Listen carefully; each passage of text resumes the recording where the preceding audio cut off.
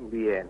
Bueno, la merluza jumsi es nuestro principal recurso pesquero y uno de las biomasas más importantes en el mar argentino, por eso su importancia, pero al igual que cualquier otro grupo de peces o como cualquier otro animal en nuestro planeta, tienen parásitos naturalmente.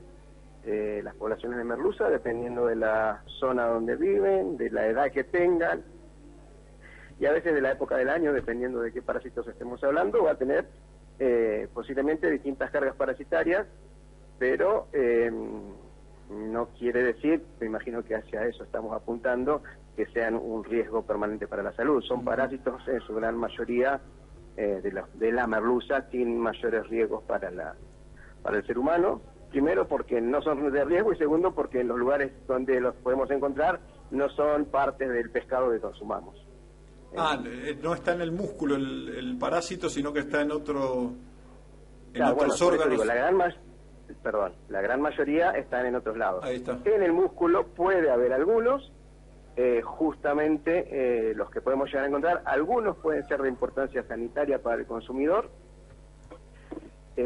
Afortunadamente son la menor proporción de todo lo que puede tener. Nosotros en merluza, que hace muchos años que la estudiamos, ya hemos identificado 40 especies diferentes de parásitos. Están en distintas partes de la merluza. En el músculo podemos encontrar 2 o 3, algunas pueden llegar a ser de importancia sanitaria, pero bueno, todo lo que esté en el músculo también tiene una importancia cosmética, obviamente, ¿no? Porque claro, causa el rechazo del consumidor cuando los observa, o incluso comercialmente, en comercio internacional, la detección de estos parásitos en filet puede causar, no sé, depreciación o rechazo de partida, pero son parásitos que naturalmente ocurren. Y el producto se puede consumir sin problemas, siguiendo algunas recomendaciones, o no, el hecho de cocinarlo ya elimina los riesgos. Consideramos que en la historia de nuestro país hay solamente publicado un único caso de parasitismo por estos bichitos, que por ahí son más de relevancia comercial que sanitaria.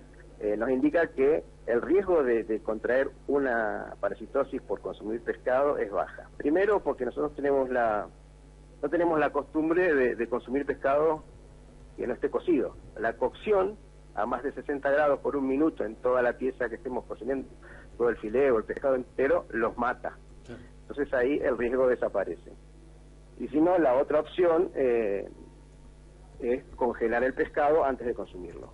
Que esté a menos 20, un freezer doméstico llega a menos 18, menos 20 grados de temperatura, ¿sí?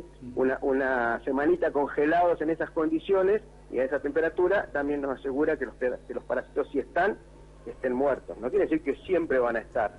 En la inmensa mayoría de los filetes de merluza no hay parásitos, pero puede haber en algunos. Pero no es un tema solo de la merluza. En cualquier pescado que nosotros examinemos los podemos encontrar. Y no es un problema de nuestro país, de nuestra región, están en todo el mundo. En cualquier lugar del mundo tienen la misma problemática. Eso tendría que quedar claro, que no es un problema de nuestra merluza, ni de nuestro mar, ni de nuestros peces. Y congelarlo a menos 20 grados, Juan, estamos hablando con Juan Tini, docente, investigador del CONICET. Congelarlo a menos 20 grados es lo que hace la industria frigorífica marplatense. Así... Y para la comercialización, sí, y es lo que dictan las normas internacionales de comercio de pescado, ¿sí? Sobre todo la Unión Europea, porque ellos sí tienen problemas reales, sobre todo en España, de casos de parasitismo, porque tienen otras conductas de alimenticias. Ellos, no sé, los boquerones en vinagre, por ejemplo, son tan típicos en España. El vinagre no mata a estos parásitos. Estos parásitos, lo que encontramos en la músculo del pez es una larva. El adulto vive en el estómago de un lobo marino. Así que un poquito de vinagre que le pongamos no lo va a matar. Tolera en condiciones naturales los jugos gástricos de un lobo marino, a eso me refiero. Entonces, el ceviche con limón, el uso de vinagre como se usa en España para hacer los boquerones, un ahumado en frío, no los matan. Las únicas maneras de asegurarse de que estamos inactivando por matar a esos parásitos es con cocción a más de un minuto a 60 grados o más de toda la pieza, estar seguro que toda la pieza está cocida, o asegurarse que toda la pieza o todo el bloque de filet tenga por lo menos menos 20 grados durante una semana, digamos, para asegurarnos. Eso va a depender del espesor, ¿sí? Claro. De la pieza, por ahí al centro de la pieza llega a esa temperatura. Si no, no los mata, son bichos muy resistentes. Nosotros, siempre cuento, los hemos tenido en una cápsula de vidrio con agua de grifo durante un año vivos en la heladera. Son súper resistentes, entonces hay que matarlos o congelándolos o cocinándolos. Juan, Gonzalo Patrones te saluda, ¿cómo estás? ¿Qué tal? Mucho gusto. ¿Cuáles son las preguntas recurrentes, quizás que han surgido también en esta jornada de hace un par de días, Sí. en esto de mitos y realidades? Imagino que desde ese grado de desconocimiento que tiene el público en general surgen preguntas que se reiteran. ¿Cuáles son las que más siempre te llaman la atención? Sí, en general las preguntas vienen por el lado de quiénes son los peces que tienen parásitos, si todos tienen parásitos, qué tipos de parásitos tienen, si hay zonas donde hay más parásitos. Tienen que ver con el miedo al parasitismo o el riesgo posible de parasitismo. Y la respuesta es que sí, que todos los peces tienen parásitos, naturalmente, y una enorme variedad de especies y a veces una enorme cantidad, pero que en la gran mayoría no están en el músculo, que es lo que consumimos, y que la cantidad que puede tener un pez en el músculo de esos poquitos parásitos que pueden llegar a estar ahí va a variar con el tipo de pez que estemos hablando, de dónde vive, de lo que come, de dónde es pescado, de qué época es pescado. Sí, eso puede ser variable. Juan, Sí.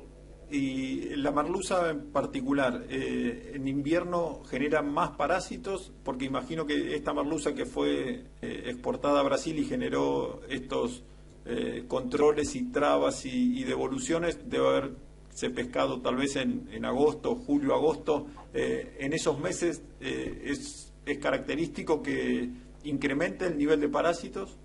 No. Estos parásitos que están en el músculo, por su naturaleza, no se pueden perder. Una vez que entraron, y como pueden vivir durante toda la vida de la merluza, una vez que está en el músculo no se va a perder. O sea que si en invierno tiene 50 parásitos, en verano va a tener 50 parásitos. Correcto. Lo que hay diferencias en el mar argentino es la cantidad de parásitos de acuerdo a la latitud de pesca. Las merluzas que se pescan frente a la provincia de Buenos Aires tienen muchos menos de estos parásitos en el músculo que las que se pescan, por ejemplo, en el Golfo San Matías, que ahí hay bastante más. O las que se pescan más al sur de los 44. Correcto. Entonces, posiblemente lo que varía estacionalmente es el origen geográfico de donde provino esa pesca y no tiene que ver con la época del año. ¿Entendió eso? Sí. Sí, se entendió. ¿Y vos crees que las autoridades sanitarias las autoridades sanitarias brasileñas tienen razón o es más como sospechan las empresas marplatenses que son barreras pararancelarias, que en realidad lo autorizaron siempre, no cambió nada y de un día para el otro comienzan a ser más rigurosos con las exigencias? Y yo creo que puede ser un poquito de cada cosa, ¿sí? Hay como internacionalmente ha crecido mucho el conocimiento de este tipo de parasitosis con la globalización de comidas étnicas y comidas basadas tipo sushi o ceviche, pescados crudos, pescados cocidos de otra manera. Entonces se ha puesto más el foco y a nivel internacional se ajustaron un poco los protocolos de rechazo de partidas o de controles. Creo que puede venir por ahí, pero no creo que que esto responda a un aumento del parasitismo. Posiblemente es un mayor nivel de control. Ahora, si tiene una causa comercial detrás, ahí ya salgo de mis terrenos biológicos, sí, yo estoy más en la parte del ciclo de vida y la ecología de los parásitos. Esa charla que presentaron esta semana, tengo entendido que la van a realizar también para el público marplatense, por lo que me había anticipado Marcela. ¿Ya tiene fecha?